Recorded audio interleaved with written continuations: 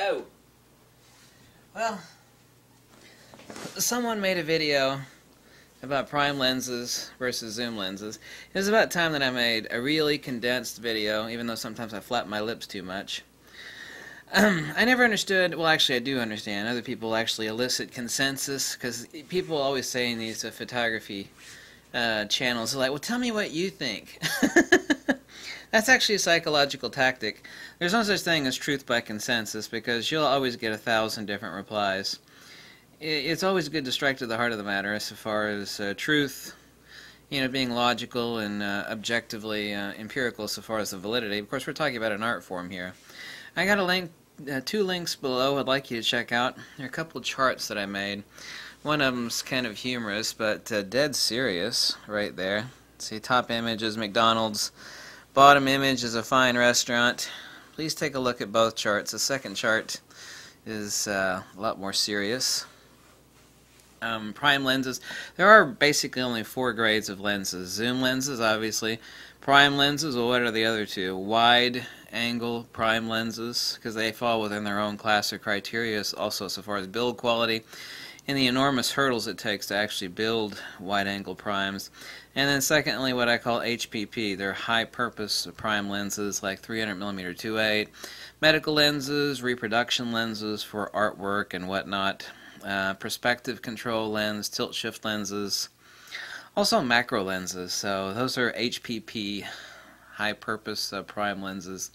You'll actually see, please look at the red arrows between zoom lenses and conventional prime lenses. I'm actually judging prime lenses at 28mm to 300 plus. Most people don't own a 400 prime. Most people don't own a 500 or 600, so I could definitely include those. Just don't get nitpicky. And these are the 4 classes of lenses and their attributes that people actually, all really awesome lenses that intelligent photographers that, well actually some world-class photographers that don't really know what the hell a good lens is, they actually will use a halfway crappy lens with incredible professionalism, but that doesn't mean they're using the best lenses, so that's not necessarily true. But people that actually do know lenses, these are the attributes of really awesome lenses as far as they're ranked in order of decreasing importance. And if you look at the red arrow on the zoom lens for rendering and the red arrow on prime lenses, see, a lot of people think, oh, well, why would you want a prime lens? If you just ask somebody, and this will always stump them. You can come up to a person that's been shooting pictures for 40 years. It's like, what's the first thing you consider in a prime lens? And it'll actually stump them. And I can guarantee you the first thing out of their mouth will be, really fast aperture. I'm choosing it for a really fast aperture, so I get that shallow depth of field. They're always thinking of like a portrait lens. Oh, 85mm 1.8 or 85mm 0.08. we're the depth of field margins keep going, and the pictures look really effing unnatural. I've got plenty of really fast lenses, fast, but this really asinine, stick your finger down your throat and barf, stylized composure of f1.4, f1.2, where like this eye's in focus, but not this eye. Well, that's pretty unnatural, It actually makes most people nauseated. If you actually give them 2 shots of the same person composed, shot exactly the same composition, like, well, this one shot at, don't tell them that. One of them shot at f1.4, the other one shot at like f2. They'll always pick the f2 shot. They will. 99 times out of 100, they will pick the f2. It's like, immediately, tell me which one of these shots looks better. They'll say the f2 one. That's a fact. That's not my opinion, damn it. So look at where rendering is at between zoom lenses and prime lenses. It's right at number 1. For zoom lenses, it's at number 8 in order of importance. All these really awesome zoom lenses, and I have plenty of modern lenses, both expensive and cheap, old and new. Number 1 for zoom lenses, convenience. Number 2, resolving power. Believe it or not, convenience does edge out resolving power. As far as the psychology of zoom lenses, it's like, what's the most convenient? I'm going to travel, I'm going to do this, and I'm going to, convenience. Actually over resolution, but resolution is number 2.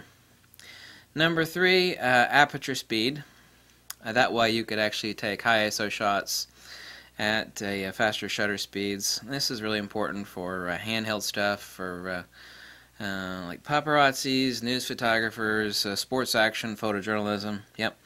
Number 4, autofocus tracking capability. 5, image stabilization. 6, I gave this chart a tremendous amount of thought. I went over it and over it and over it to make sure its accuracy was just right on. Okay. Number 7, weight. Number 8 is rendering.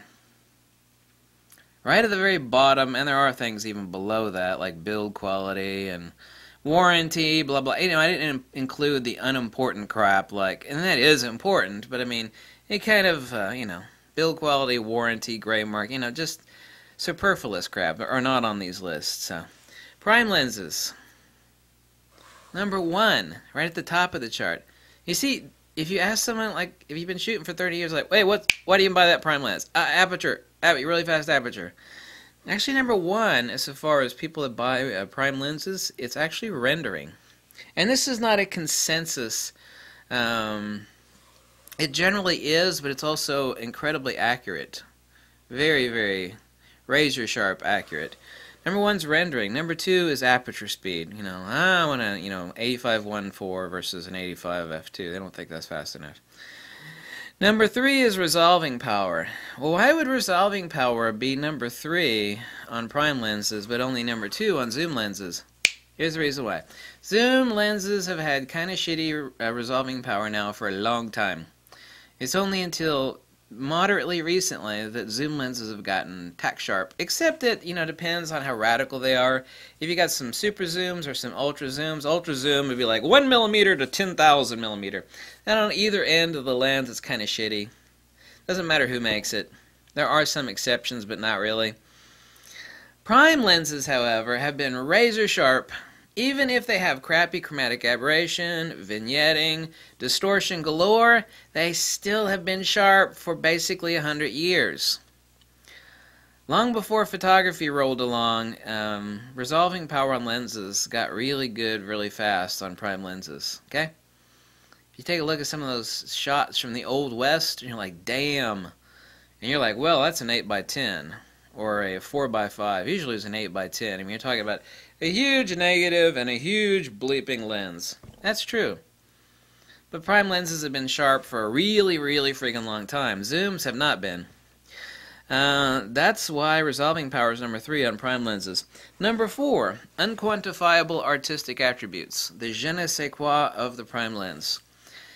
This is partly subjective. There are substrates to every form of psychological reaction. It's kind of like all human beings react negatively when they stick their hand in a fire, right? It doesn't matter if you're someone from Zaire or you're like an Icelander, or you're an Australian. Oi! All have the same reaction. But there are unquantifiable artistic attributes to prime lenses that people choose based upon how they render. So, well, it doesn't belong in rendering. Technically, it doesn't. So, as you can see here, just from these two groups, rendering is right at the bottom on zoom lenses, but it's basically right at the top on, it is at the top, excuse me, on prime lenses. So, it's not aperture speed. It's actually rendering. Wide prime lenses, why is there a difference? It's at wide prime lenses, because that, like zoom lenses, everything below 28 millimeters, there almost is a straight line of demarcation. Really it's 35, but 28s have been pretty sharp now for quite a long time. Like, for example, Zeiss. Got lots of Zeiss lenses. Lots of Zeiss lenses. Zeiss still sucks fanny when it comes to their ultra wide. The Zeiss 21 millimeters sucks. Zeiss, even their 28 millimeter is not so awesome.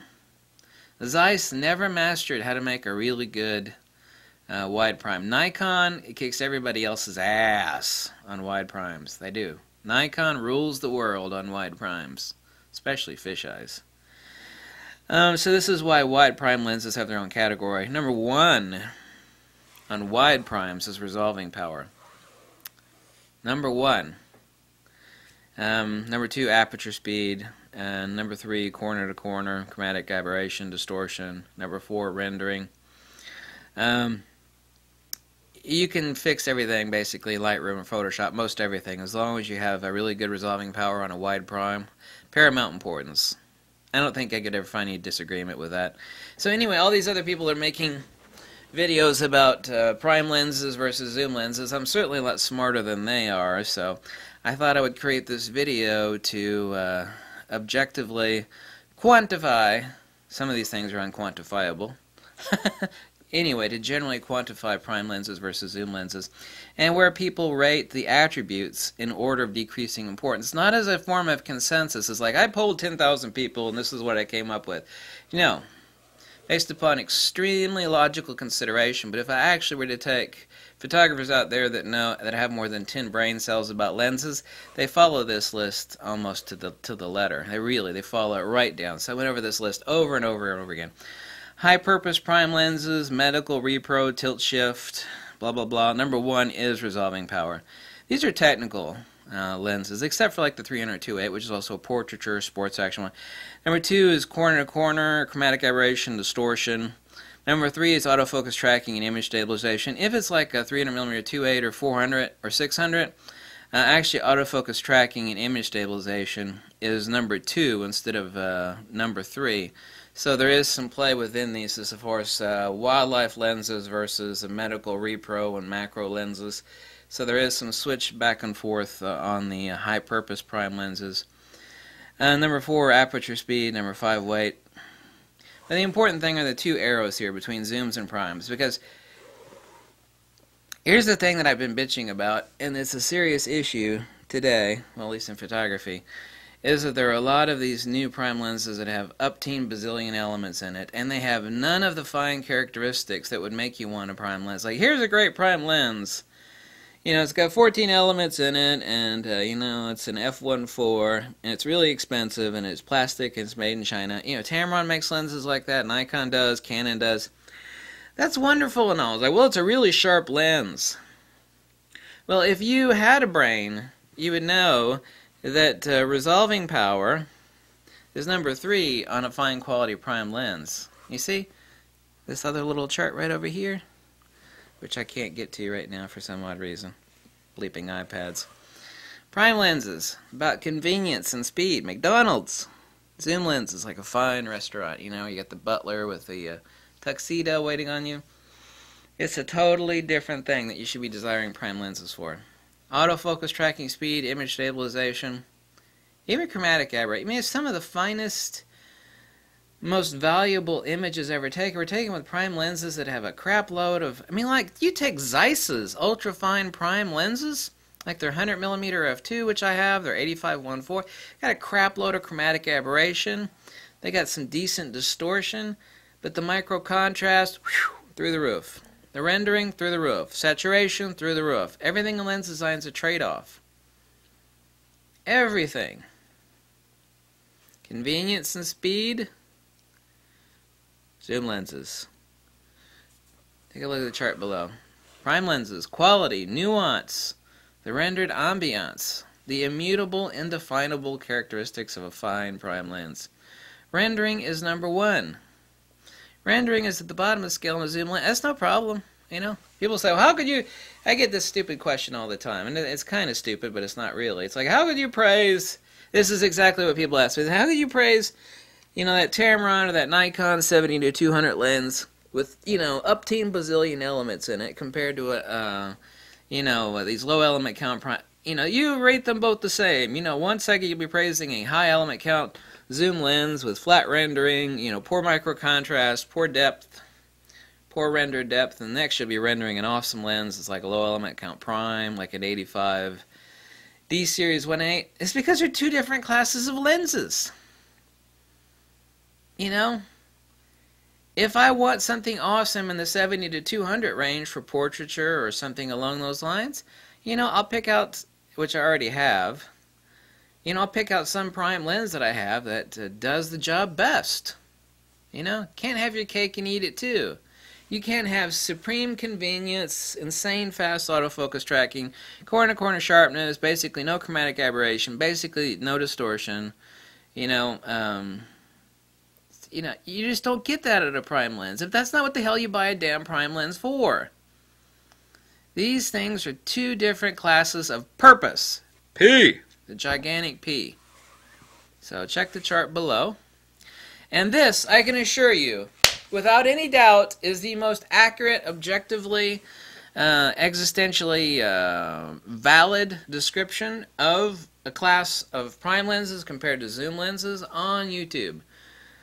I can actually state that. My fat ugly face in this video has been the most accurate dissemination of intelligent, like, oh my god, that is so egotistical. Yeah, but is it true? And the answer is yes, it is true.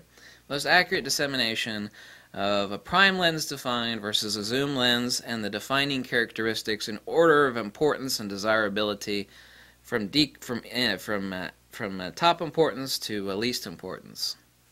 Thank you for watching. If you like this video and drop me a buck or two, tell me to jump off a cliff, whatever makes you happy. But there, I did it. Yeah. Thanks for watching. And to all my English friends out there, pip pip cheerio. What? I'm not making fun of the English. I'm half English myself, damn it. People say, you're making fun of the English. Like, how could I do that? I'm half English myself. How's that work? I don't think that works very well. Thanks, bye.